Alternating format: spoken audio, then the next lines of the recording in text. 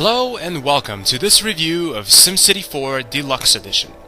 Now, for those of you who've seen my review of City Life 2008, a game that came out like a whole generation, basically, a generation of graphics anyway, after this game, you know that that game was a complete pile of crap. And this game, which I believe came out in like 2002 or 2003, I'm not sure which one, it's leaps and bounds above a game that came out in 2008. Now, the Deluxe Edition features a lot of little knickknacks added on to the basic sim formula of creating a city. Like, you can actually control little people, not the people, but you can control like little machines in your city to do little side missions for a little extra money or perks and all that stuff. But the fact is, all of these things are so bad that I really don't want to show you the extra features of like controlling a little helicopter flying around the city or a little police car driving around the city, because it's like the graphics are basically like looking at the little people driving around, and the controls are complete crap. The controls are like if Grand Theft Auto 2 was made by like Color Dreams. So I won't even show you that horrible aspect of the game because it'll just drag the game down, and I don't want to do that because this is an amazing title. This is everything you want in a city simulation game. Anything you want to do, you can do in this game. You first start off in God mode. In God mode is where you basically create the land the city will be built on. You can do anything you want in this God mode. You can create an island in the middle of the land. You can do whatever you want. I do recommend that you keep the level of the city's edges equal to the level of the edges of the next zone that's not on your screen. And this is very simply because the next zone that's not on your screen could be a city, and if it isn't, you might make a city there. And you're gonna need to, at some point, connect cities, because if you build roads leading from your city to an adjacent city, there's gonna be a lot more commerce, and there's gonna be people coming into your city, so your population is gonna grow substantially, and that's a big necessity for if you want to build a big city. Now, the way this city really operates is through graphs. You don't just throw down land zones and libraries and different kinds of buildings in wherever place you see fit and just hope the right kind of people will be attracted to the right kind of place, and just hope there's going to be business in that area.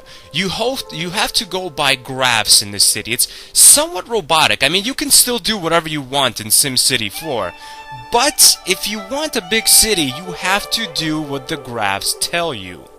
The RCI graph is your best friend in the game. Just by looking at this condensed version of it on your game screen, you'll be able to figure out what you need to build and how much of it. Of course, if you click it, it's going to be a lot easier. You can see exactly how much you need to build. Like, you need to build, let's say the graph is, you need to build some low income households, about a little over 5,000. That's how many you build to have a prosperous city, to make sure the city is keeping up to par with what your economists and your environmentalists and all those advisors say. And if you build it just the way your graph wants it, you are guaranteed to have a prosperous city. Now, what is a prosperous city? Well, that's such a loose definition. I have built 2 major cities in this game so far. I've played it for a good few hours, I'd say 5 hours over the past week.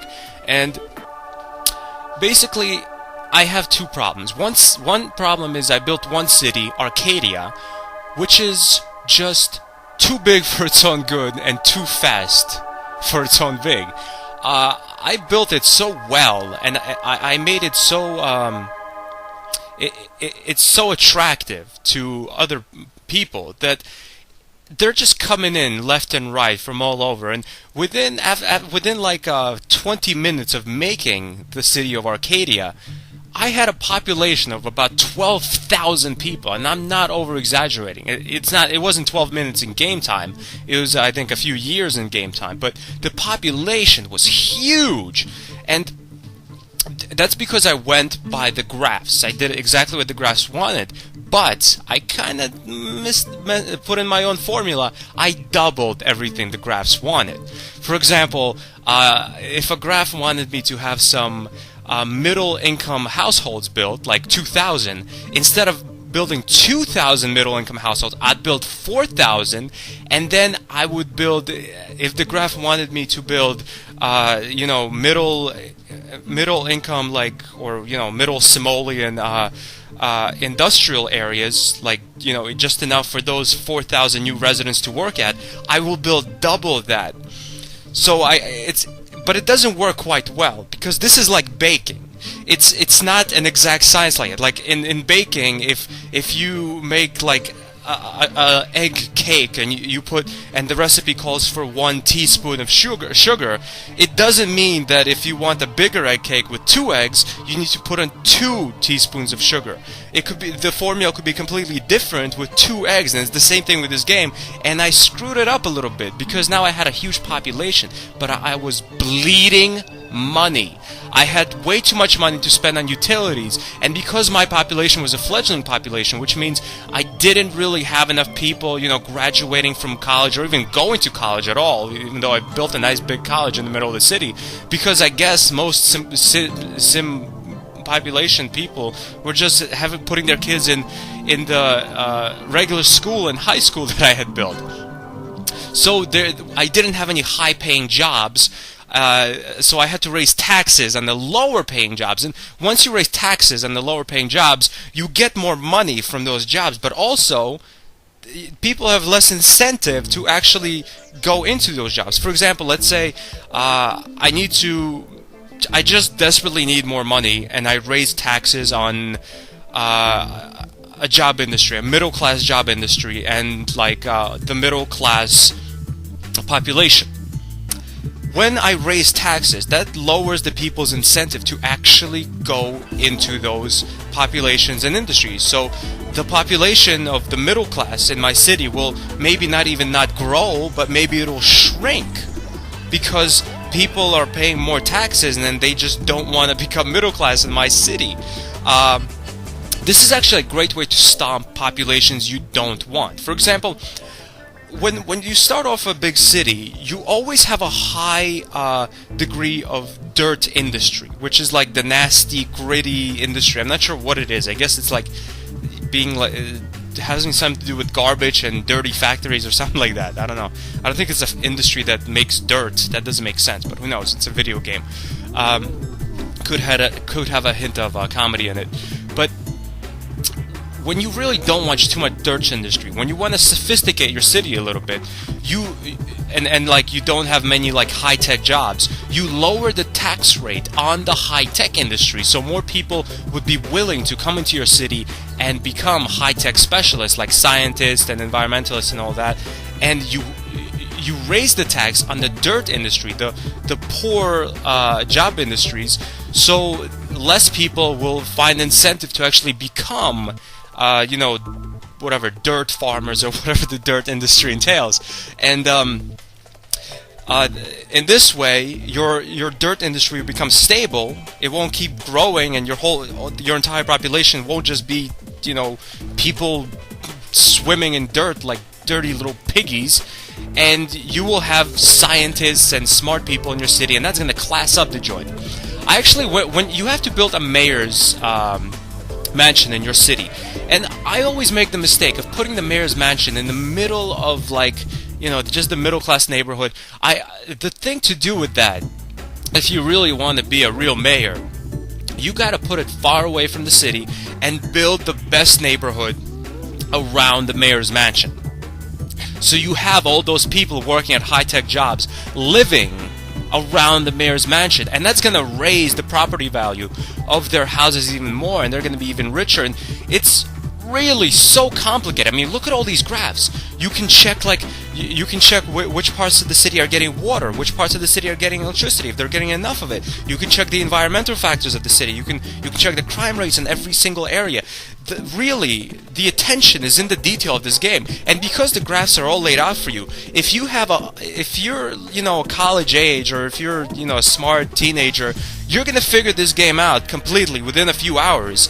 And even if you don't figure it out, even if you just understand the basics of SimCity 4 Deluxe, you're still gonna enjoy it. Your cities might not be very prosperous. You might not go above a 8,000 population. You might not make more than $1,000 more than you're losing every month, but you'll still have a good city. But if you figure out all the details in the game, you are going to have a nice, prosperous city that's with a population. I'm not sure how far the population could go. The highest I ever went was over 20,000 on my own. Let me actually show you what a prosperous city looks like. Now, this is a prosperous city, but this is not a smart city. This is a city that relies on lower income households or middle class households, and the job industry, it has a very bad job industry. The job industry is all about the low tier jobs. And what I'll do is I'll raise the taxes on low tier jobs and lower income households, and that will give, and then I'll lower taxes, like I said, doing all that, and that will give more rich people incentive to move into my city, because my city well, you know what? It doesn't desperately need rich people. I mean, I'm making way more money than I'm losing in this city. So this is technically a prosperous city built on the backs of the low class society. It's making money because there's a lot of lower class people doing a lot of lower class jobs, and that's a very easy city to make, and it's a very easy city to sustain. But if you want like a real badass city, it's possible to replace all the lower class people and lower class jobs with higher class people and higher class jobs, and then you'll be making 4 or 5 times more, and your city will really be the next New York City, where the financial district is producing more money than like 15 other states put together. Like a 20-block radius in the middle of New York's financial district is producing more money for America than like probably the state of Delaware or something. I mean, it's not that extreme, but you know where I'm getting at, and that's the point of making. That's a little incentive you can create for yourself if you can do that. If you can do that, you are a master of this game, and you've created the ultimate Frankenstein city, the richest city in the world.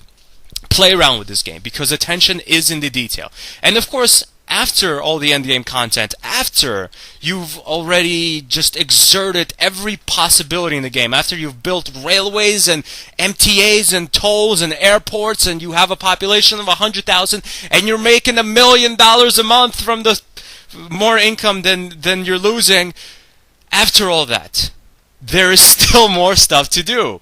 You can play the little mini games, but like I said, they're crap. What's really fun is natural disasters. Throw down some natural disasters on your city and watch the robots destroy it or the lightning hit it. If you're completely bored with everything the game has to offer, throw down a robot at no cost to you and watch it obliterate everything you've worked so hard to build. SimCity 4 Deluxe Edition gets an official Stanburdman rating of a solid 9.2 out of 10. It's an excellent game. It has an incredibly immersive attention to detail, and it's just perfect. Aside from a little lag when you're zooming in and out of the game, and of course the little mini games which bog the game down, but you don't have to play them, so you can forget them. The game is almost the perfect city simulation, and I don't think this kind of amazing and perfection can really be reproduced. It can be remade with better graphics, but I can't see how this can be made better, because it's perfect in terms of the detail of making a giant city. Thanks for watching this review. Goodbye, my friends.